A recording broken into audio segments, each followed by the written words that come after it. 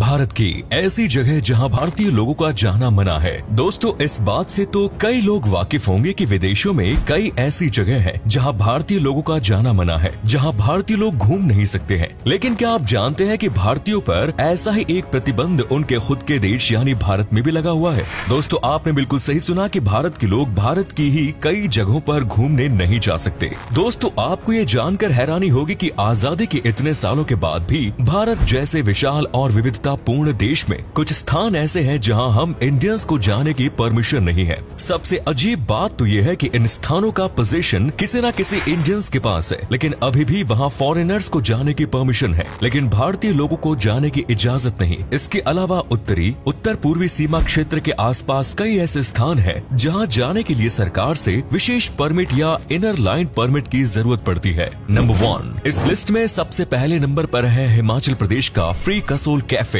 यूँ तो हिमाचल प्रदेश भारत की सबसे खूबसूरत जगहों में से एक है और हिमाचल प्रदेश में कई ऐसी जगह हैं जहां की खूबसूरती लोगों को अपनी तरफ बेहद आकर्षित करती है और हजारों सैलानी हर साल हिमाचल में बसी खूबसूरती का लुत्फ उठाने भी जाते हैं। इतना ही नहीं, हिमाचल में बसा कसोल गांव टूरिस्टों की पहली पसंदीदा जगहों में से एक है। हालांकि आपको ये जानकर थोड़ी हैरानी हो सकती है कि यहाँ भारतीयों से ज्यादा इजरायली लोग घूमते हुए दिखाई देते हैं।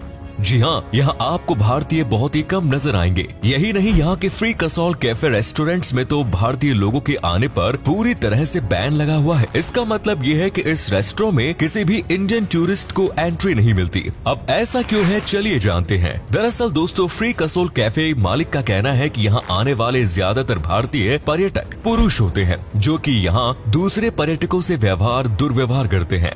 लेकिन ये कहाँ तक सच है, ये कैफे ऑनर ही बता सकते हैं। नंबर 2 हमारे इस लिस्ट में दूसरे नंबर पर है अंडमान का उत्तरी सेंटिनल द्वीप। आपको बता दें कि उत्तरी सेंटिनल द्वीप बंगाल की खाड़ी में स्थित अंडमान द्वीप का एक हिस्सा है, लेकिन ये द्वीप अपने मेन द्वीप से अलग हो चुका है। उत्तरी सेंटिनल द्वीप कमाल के सुंदर समुद्र तटों, घने जंगलों और प्रवाल भित्तियों से घिरा हुआ एक छोटा द्वीप है। आपको बता दें कि इस द्वीप को अपनी भौगोलिक संरचनाओं की वजह से नहीं, बल्कि यहाँ रहने वाले आदिवासियों के कारण मुख्य द्वीप से अलग हो गया है। यहाँ रहने वाले आदिवासियों को सेंटिनलीज कहा जाता है और इन्हीं वजह से ये द्वीप मुख्य द्वीप से अलग किया गया है, क्योंकि ये आदिवासी नहीं चाहते हैं कि कोई टूरिस्ट या मछुआरा इस द्वीप पर आए। यहाँ तक कि 2004 में सुनामी आई थी और इस द्वीप की जनसंख्या पर प्रभाव पड़ा, तो उस समय भी सेंटिनलीज जनजाति के लोग अपना बचाव करने में कामयाब रहे और द्वीप पर नुकसान का आकलन करने आने वाले भारतीय तटरक्षक बलों के हेलीकॉप्टर्स पर तीरों से हमला करते थे। ये अपने द्वीप पर किसी का भी इंटरफेयर पसंद नहीं करते हैं।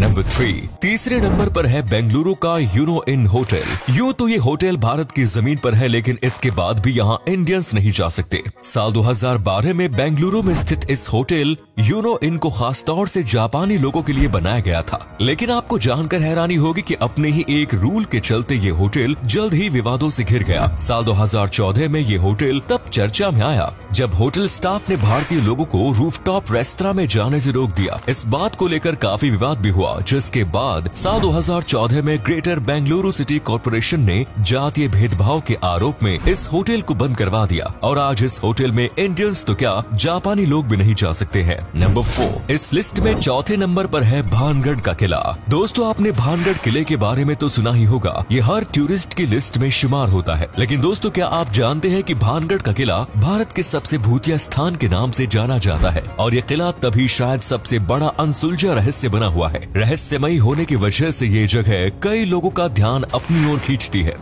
यहाँ की भूतिया कहानियों के कारण काफी टूरिस्ट इसे अपनी ट्रैवलिंग लिस्ट में जरूर रखते हैं। लेकिन आपको बता दें कि इंडियन हो या फॉरेनर, कोई भी सूरज ढलने के बाद इस किले के अंदर नहीं जा सकता। आइए आपको बताते हैं भानगढ़ से जुड़ी भूतिया कहानी के बारे में। इस किले से जुड़ी एक ऐसी कहानी है जो यहाँ के लोकल सिविलियंस की मनपसंद कहानी है और वो है लोकप्रिय सम्राट माधो सिंह की कहानी, जिन्होंने गुरु बालूनाथ की स्वीकृति प्राप्त करने के बाद शहर का निर्माण किया। वे एक तपस्वी थे जिन्हें ध्यान में रहना बहुत बहुत अच्छा लगता था। संत ने अपनी स्वीकृति इस शर्त पर दी थी कि महल की छाया उनके प्रार्थना स्थल पर नहीं पड़नी चाहिए। अगर ऐसा हुआ तो महल तहस नहस हो जाएगा। लेकिन जब महल का निर्माण पूरा हुआ तो उसकी छाया संत के प्रार्थना स्थल पर पड़ गई और भानगढ़ उसी समय तहस नहस हो गया। संत के क्रोध को झेलने के बाद भानगढ़ तुरंत एक शापित शहर में बदल गया और इसे फिर से नहीं बचाया जा सका, क्योंकि इसमें कोई भी संरचना कभी भी जीवित रहने में कामयाब नहीं हुई। हैरानी की बात तो यह है कि बालूनाथ का तपस्या स्थल अभी भी खंडहर हालत में ही देखा जा सकता है।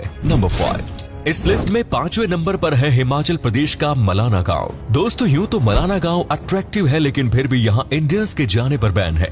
हिमाचल प्रदेश का मलाना गांव एक प्राचीन भारतीय गांव है जिसे अलेक्जेंडर महान द्वारा 326 ईसा पूर्व में बसाया गया था। उस समय के कुछ घायल सैनिक जो यहाँ रुक गए थे उन्हें ही मलाना के लोग अपना पूर्वज मानते हैं। क्या आप जानते हैं कि इन ग्रामीणों को मुझे मत छुओ उपनाम से भी जाना जाता है, क्योंकि इनके सामान को छूने की परमिशन किसी को नहीं है। यहाँ तक कि लोगों को इस गाँव की सीमाओं को पार करने की भी अनुमति नहीं है। इस गाँव की भाषा कंशी है जो पवित्र मानी जाती है और बाहरी लोग इस भाषा का प्रयोग नहीं कर सकते। इसके अलावा बाहरी व्यक्तियों को वे अपने मंदिरों में प्रवेश की अनुमति भी नहीं देते हैं, क्योंकि ग्रामीण बाहरी व्यक्तियों को अछूत मानते हैं। मलाना जल विद्युत स्टेशन नामक एक बांध परियोजना इस गांव को बाकी दुनिया के करीब लाया है और ये परियोजना इस क्षेत्र में राजस्व प्राप्ति का एकमात्र स्रोत है। नंबर 6, अगर हम 6वें नंबर पर आने वाली जगह की बात करें तो ये पुडुचेरी का फॉरेनर्स ओनली बीच है। आपको बता दें कि गोवा की तरह पुडुचेरी में भी एक ऐसा बीच है जहां भारतीयों के लिए नो एंट्री है।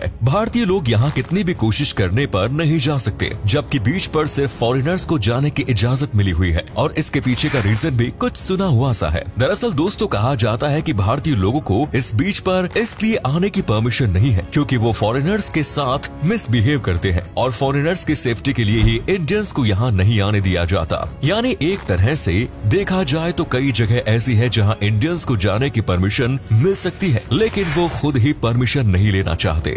नंबर 7, दोस्तों इस लिस्ट में 7वें नंबर पर चेन्नई का ब्रॉडलैंड लॉज आता है कि एक बहुत ही खूबसूरत लॉज है। दोस्तों चेन्नई कहने को तो भारत का ही एक हिस्सा है, लेकिन यहाँ कई ऐसे होटल मौजूद हैं जहाँ भारतीय लोगों के आने पर बैन लगा हुआ है। इसमें सबसे मुख्य है ब्रॉडलैंड लॉज। दरअसल ये लॉज पुराने समय में राजा महाराजाओं का महल हुआ करता था, जो आज के समय में एक होटल बन गया है और नो इंडियन पॉलिसी पर चलता है। यहाँ सिर्फ विदेशियों को ही रहने के लिए कमरे दिए जाते हैं। हालांकि यहाँ भारतीय मूल के लोगों को काम पर रखा जाता है, लेकिन स्टे की बात की जाए तो वो इंडियंस के लिए अलाउ नहीं है।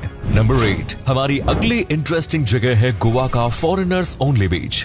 गोवा टूरिस्ट का सबसे पसंदीदा टूरिस्ट स्पॉट है। आप भी कई बार गर्मियों की छुट्टी बिताने के लिए गोवा गए होंगे और अगर नहीं गए तो जाने का सोच ही रहे होंगे। लेकिन क्या आप जानते हैं कि गोवा में कई ऐसे प्राइवेट बीच है जहां भारतीयों की जाने की मनाही है। यहाँ सिर्फ विदेशी लोगों को ही एंट्री मिलती है। इसके पीछे यहाँ के बीच मालिकों का तर्क ये कहता है कि ऐसा नियम उन्होंने बिकनी पहने विदेशी पर्यटकों को छेड़खानी से बचाने के लिए बनाया है। मतलब साफ है भारतीय यहाँ न आए। नंबर 9, छत्तीसगढ़ के बस्तर ने अपने रहस्यों और नक्सलियों की गतिविधियों की वजह से इस लिस्ट में 9वां स्थान बनाया है। बस्तर की कुछ परंपराएं तो आपको एक रहस्यमयी संसार में पहुंचा देती है। वो आपको अचंभित किए बगैर नहीं छोड़ती। वनवासियों के तौर तरीके हमें सोचने पर मजबूर करते हैं कि चांद पर पहुंच चुकी इस दुनिया में और भी बहुत कुछ है जो सदियों पुराना है, अपने उसी मौलिक रूप से जीवित है। बुराई पर अच्छाई की जीत के प्रतीक दशहरे को देश भर में उत्साह के साथ मनाया जाता है। इस दिन भगवान राम ने लंकापति रावण का वध कर देवी सीता को उसके बंधन से मुक्त किया। इस दिन रावण का पुतला जलाकर लोग जश्न मनाते हैं।